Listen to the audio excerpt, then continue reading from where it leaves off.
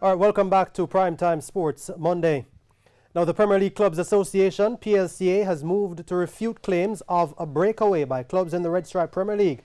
In a press release, the PLCA described the allegations, which appeared on social media and on a radio sports news report, as scurrilous.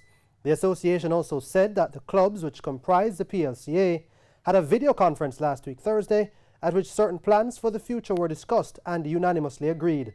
The PLCA further added that the Premier League clubs were united in the way forward as they strive to build a sustainable organisation in the best interest of Jamaican football.